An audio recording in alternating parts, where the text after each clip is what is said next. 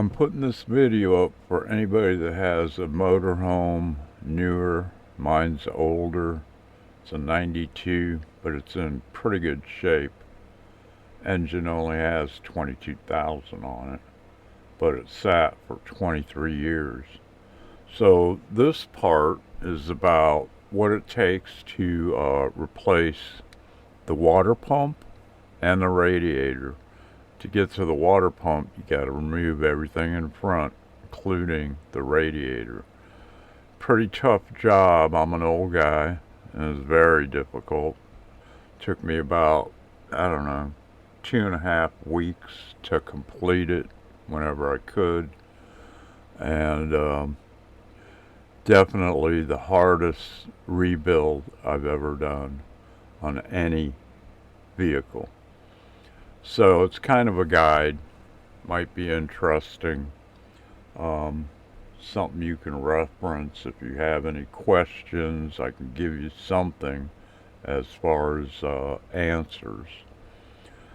The next part I'll be putting up is the rebuild on this of the upper end, and another one that took about a month and a half to accomplish. Another one that was the toughest that I've ever had to do on any vehicle. In this video, I thought I could go inside here after I pull everything out once I could get to the water pump. I was wrong. I'm even too tall at 5'8" to stand in there to work on it. It's just not enough room. So what I had to do was go in feet first on my back and have somebody else guide the pump and the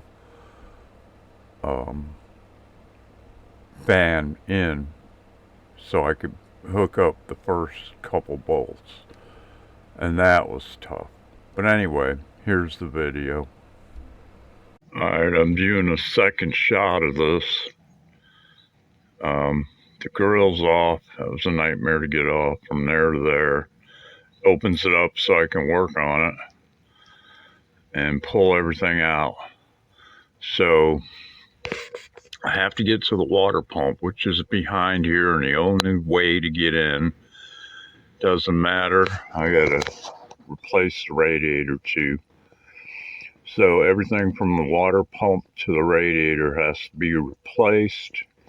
Might as well replace the clutch fan and anything else. Paint, I guess. But this is part 2 of the engine rebuild, and this is going to be a nightmare. At least I'll be able to stand in here once I get most of this out to get to the water pump. I could stand in there and work on it because it's way in the back. Anyhow, this is what I'm up to now. Part 2 of the rebuild, over and out. To get the radiator out was a nightmare. You had to unbolt it from the bottom, leave the cowling on, and then you had to tilt it sideways to get it out. And there was the tiniest bit of clearance to pull the radiator out sideways. And you had to release the bolts that held the bracket and the radiator from the frame. All the brackets I left with the compressor, the AC on it, and the alternator. Found out later you had to separate those to get the brackets on. It was just too heavy. Anyway, here's the video. Got it cleaned all the way to where the water pump needs to go on. Just got the gaskets off of the block where the 2 holes are. That was kind of a nightmare. And there's the kitty again. The charcoal canister wired it here out of the way. It mounts on the back side of this, which is what the radiator sits in. And I had to glue these rubber buffers, keep the radiator safe. I had to glue them back in so I don't have a problem. Let me show you the radiator. I gotta clean this thing, cowling that today. So this thing's definitely shot. As you can see, it's horrible. I'm gonna have to order a new one. Come first. Radiator hoses, after running so shitty, have rust in them. I'm gonna get rid of these. I'm gonna save them for spares, but both of those are need to be replaced because I don't want anything foreign, rust or anything floating in my system once I get everything new. Here's a bunch of bolts. Here's the painted this, the thing that holds the charcoal canisters, which is when it's on there, bolts to the top or the sides rather of the brackets. These are the mounts for the oil cooler, which is this. That goes in front of the radiator. The condenser's in the shop. Not worried about that right now. Dryer for the AC, the holder. More bolt brackets that go on top of the radiator. I'm trying to figure out where these two go. I have no idea. I know it'll come to me sooner or later. I painted the back of these fans where it was metal showing, which is right here. The water pump's assembled, but it's going to take two of us to set it in there. I need a second person to give it to me or hand it to me while I lay underneath to put it in place. I got new belts, and it's just a lot. I never thought it'd be this much. Here's some more nuts and bolts. These are all for the water pump area and the brackets that hold the alternator in, and the other two, the AC and the other power steering pump. And then I got a couple in here soaking. This is the oil, or rather the water filler pipe comes off the radiator so you can get water in the radiator. And then this, I need to change this little bypass hose. I just put it on there. It's also full of rust. It's just a heater hose. And I am going to replace both heater hose so there's nothing in there but clean water and antifreeze. And that's about where I'm at right now. Over and out. This job was so difficult in so many ways. First off, you couldn't take the clutch and the fan off without pulling the whole thing out. So that's why I had to do it that way and put it back in the same way. There were so many bolts in different sizes, you couldn't really, my memory, I couldn't remember where all these bolts went, because to get it off, you had to move the fan around, and it was in the way. You couldn't really tell after a while where these things came out. It was trial and error, putting all the bracket bolts back in where they needed to go. Then I had to remount the alternator and the compressor. They're both very heavy. And then I finally got all that lined up and bolted as far as I know correctly. and put the fan belts on. And this is where I'm at now. You can see I have the water pump back on, all the compressor, water, or damn it.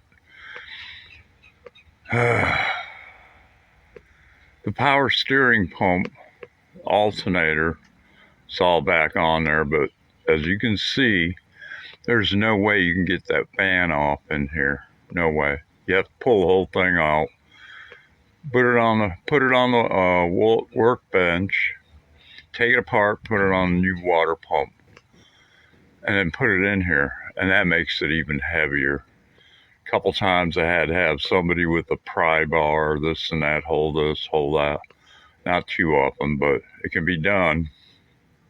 You can see the upper radiator hose nipple. I got to clean that off. I'm gonna run it without the thermostat in it for now, until I flush it out again real good. And then the hardest part is when I took it apart, I didn't disconnect any of the things like the alternator, AC unit. The power steering pump didn't have to move, just had to loosen it. But you could never get these brackets back on, which were in the way, unless you take that AC unit off and the alternator off. Then you can get those two brackets back on. And I still don't know why there's a hole there in that bottom part, because I don't have a bolt for it. I do have an extra long bolt, but I'll be damned if I can figure out where it goes. But I haven't found that yet. Probably won't. Wherever it is, I don't think it's necessary anyway, but shit happens. So I've got a ways to go yet. This is part 3 of the video series of this. I still got to figure out where I'm going to put this extra transmission cooler. I might put it up here. There's actually a screen here. I might put it behind there. It'll get air there. And then got my heater hoses changed out. And one of them's back in, but I got to flush the heater core again because I filled it with water. And I'm leaving one off of that unit up there, and I'm going to just pump air through there to flush it out. It's going to drain out of this heater hose here, which is the replacement for the one that goes into the back of the radiator, and it goes into the heater core again. Anyway, I got way more work to do, and I'm seeing the steering stabilizer has rust on it really bad. And I changed that about 4 years ago. I have to do that again. That was like 40 bucks. And I'm also actually looking at this fitting I put on when I did the brakes. I couldn't reach the portioning valve, but now I can. I'm thinking about changing that, but that's a nightmare. Got to get that bend just right to get to that back tank of the master. I don't know if I want to do it. I don't think it impedes anything. I'm going to see if it's tight enough, and if it is, I might not mess with it. But I'm thinking about it. Anyway, pretty soon I'll be done with this. But yeah, I still got to get the radiator set in here. There's a bunch of stuff I still got to do. Yeah, you've seen the original picture, so oil, cooler. I'm going to do a test on the condensing coil. See if it's got a leak. If it doesn't, it can go back on. If it does, then I got an issue. I can't find one exactly like it, which I can wait for that later. If it doesn't have a leak in, then I'm thinking I got to go in here It's probably in the evac. Damn it! It's probably in the shit. It's probably in the evaporator coil. That would be the only other place that I could think of that would drain all the oil out. But I never seen a sign of it anywhere. Could have evaporated off everything. Wasn't inside, so I don't know. Still leaning on the condensing coil. It's the one that sits in front of the radiator. Be nice to have AC again. All right, that's all I got for now. I'll probably do one or two more of these, and that'll be it. Bye.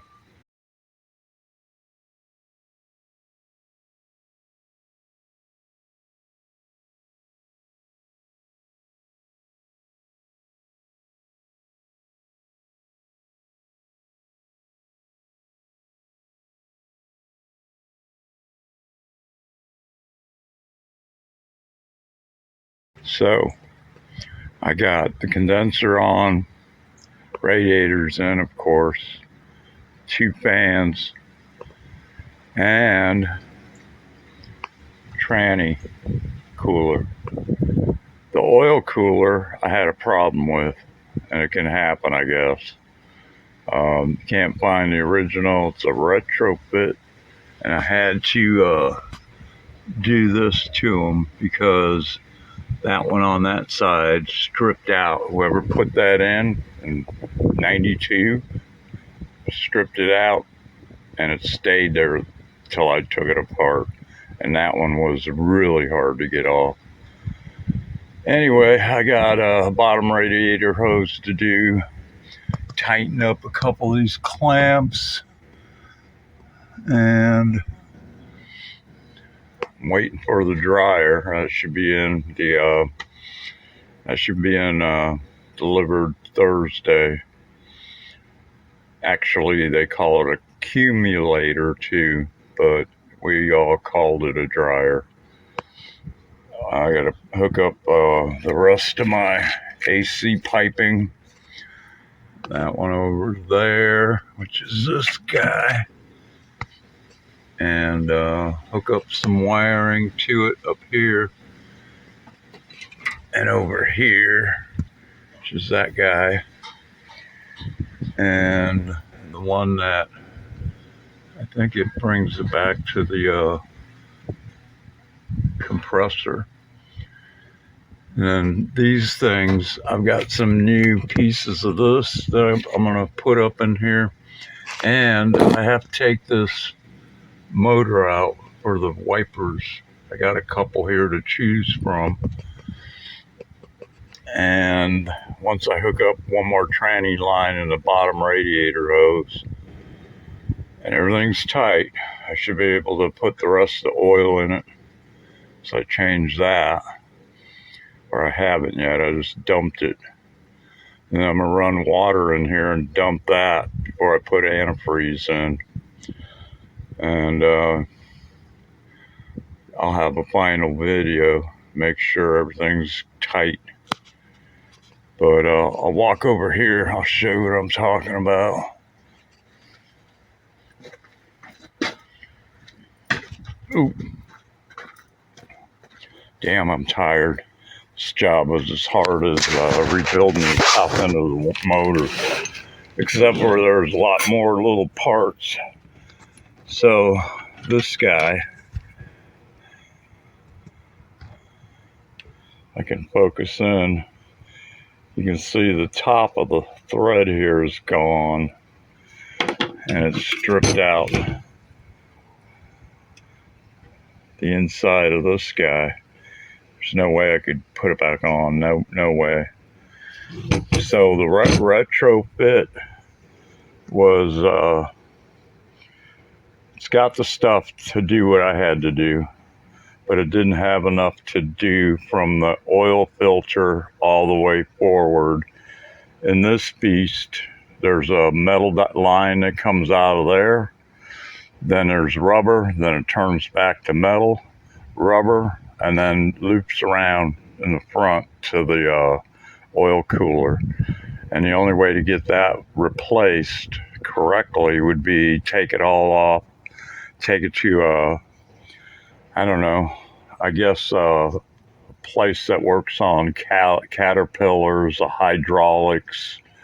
They can manufacture new ones, but I ain't got time for it, or the energy, or the money. This is going on 2.5 weeks. I'm just about done. One more day, and maybe two. That'll be it. Should be able to fire this up again. The two fixes that I'm talking about in this next video, I figured out where the oil's coming from, and it's the fitting that goes right directly into the oil cooler.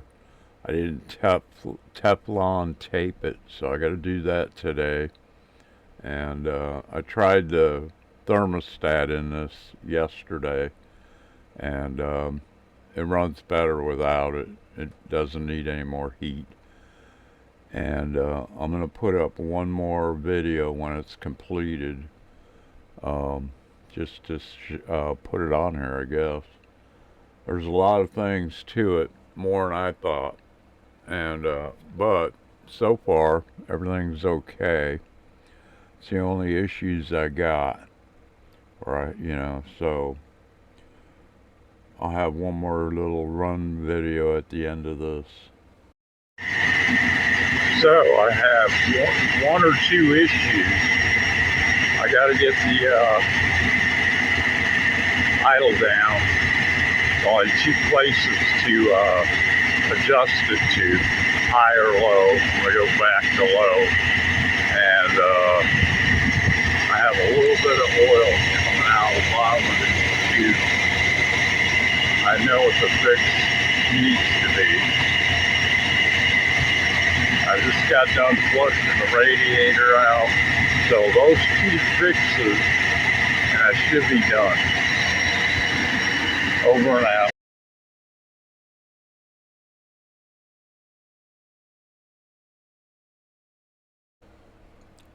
It's hard to hear anything if you're standing in front of the engine, because the phone won't pick up all the frequencies, high or low. Inside, it'll pick up normal, because all you're hearing is the low frequency. And so what happened, I'll explain it here. The oil cooler, I forgot to put Teflon tape on the brass fittings that go into it. Once I did that, I'm pretty sure the oil stopped leaking. And the other thing, the tranny cooler, I'm going to mount it on a grill, so I have to put something there for it to grab onto other than the grill. Somebody wired up wire on there, and they used really thick wires, so I got to cut a couple pieces of 1x1, wire that on, and then zip tie it to the wood so the metal doesn't get punctured by the little pieces of wire they used. And I think they did that to keep the bugs off of the whole system in there, which seems to work.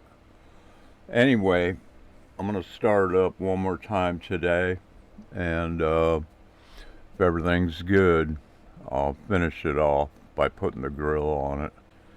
Anyway, that's the end of this one, and I'll be putting up the top end rebuild video next. I'm going to put all those together also. Alright, have a good one. Oh, and if you need anything, make a comment, and I'll tell you what I know in the thing below. Alright, thanks. Alright, so here's what it sounds like in here. The speaker in this phone can't handle the high pitch outside, but in here it's not bad.